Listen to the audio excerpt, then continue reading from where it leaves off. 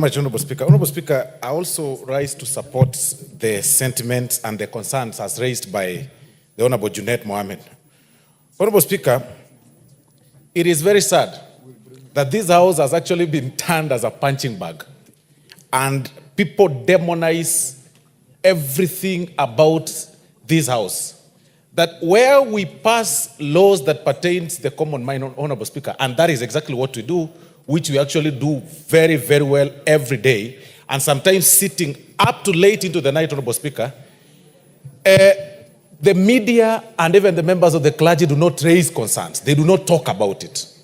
But on the issue that touches on the executive, you hear them say that, we haven't had anybody, speak about it in the National Assembly or in the floor of the House, Honorable Speaker. Honorable Speaker, we implore on the members of the public and even the members of the clergy to be watching proceedings of this House.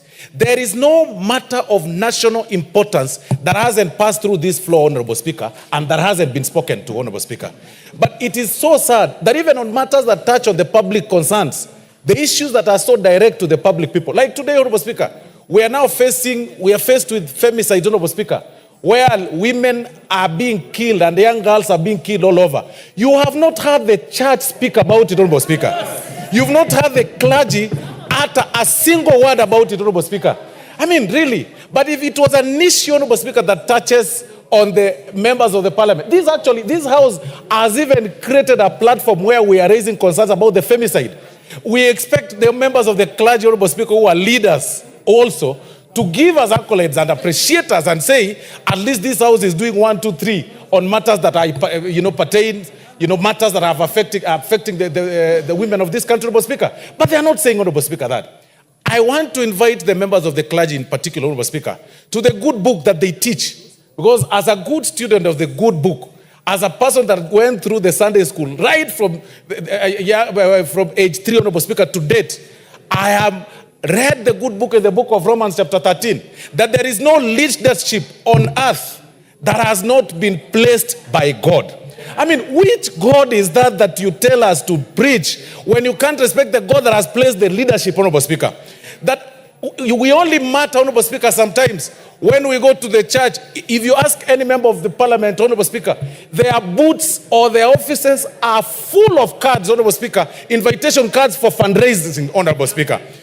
It is shocking. At one point, Honorable Speaker, I attended one church along Nairobi, Honorable Speaker, somewhere here with the former deputy president, who is now the president. And Honorable Speaker, they denied members or the leadership, the members of parliament to speak. But immediately we finished, they gave us a bill of 6 million, a need of 6 million, Honorable Speaker. Is our importance, very important to the extent of our contributions, Honorable Speaker, honestly. And when such contributions are made, Honorable Speaker, even upon their request, then they go out there to play with the public gallery and say we do not need members, or leadership to contribute, Honorable Speaker. This is sad. And like Honorable Majority Leader said the other day, even the members of the clergy that said they want to return the funds, and Honorable Majority Leader will speak after me, they have not actualized, they have not refunded the funds, Honorable Speaker. To date, they have not said, okay, fine, this is the check that we said, this is the check, take it back, build, because we'll build. We want to confine ourselves, Honorable Speaker. We want to confine ourselves, Honorable Speaker, to the good book again, in the book of Haggai, chapter 1, Honorable Speaker, verse 7, that we go up to the mountain and pick the trees so that you can build the church of God. You will not gag me from contributing in building the house of God because you don't like my political views, Honorable Speaker. This thing of making politicians demonize. We are demonized, Honorable Speaker, in the banks. When you go to open a bank account, you are referred as a PEP, politically exposed person, that you've got to declare that. If you are doing somewhere in business, they say, you're a politician, you will need to declare interest. When you go for if you lose your seat and you go for an interview, then you're told, you're a politically exposed person, you need to be. In any case, Honorable Speaker, we should actually be applauded. A person leading a county or a constituency with 100,000 voters, Honorable Speaker, that is an experienced manager that needs to be a manager and a CEO of Equity Bank, Honorable Speaker, which only has got an employee portfolio of 2,000 people, Honorable Speaker, or 3,000. But what happens? You lose your seat, or you are out of politics, or you appear like you've been politically inclined to some place which is again within the law under Article 37, the rights of association. You are demonized, you are insulted, you go out there, people believe that you are taking their money. What is with this obsession of a person thinking that somebody is poor because somebody else is rich? Why can't you just, why can't you just respect other people's rights like you want the others to respect you, Honorable Speaker? What we are saying, Honorable Speaker, that we must learn to embrace divergent views. You have your view as a member of the clergy. I have my view. You have your view as a person from the media, or the media for the state. I have my view.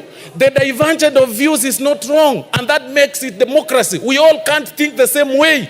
Stop demonizing members of parliament, and particularly members of the National Assembly. And when you have a challenge, you want to rush to us. Anytime you have a challenge, members of parliament. When I pass through the streets, Mheshimiwa, Mheshimiwa. When I go everywhere, Mheshimiwa. When I go to Mheshimiwa. But when I come, when people go there somewhere in the media, Honorable Speaker, they insult us, Honorable Speaker. So please. Let's give other members a chance. Yeah, as I conclude, I want to conclude, Honorable Speaker, and say people should respect this House, Honorable Speaker. Thank you very much. Let me give okay. I'll come to you.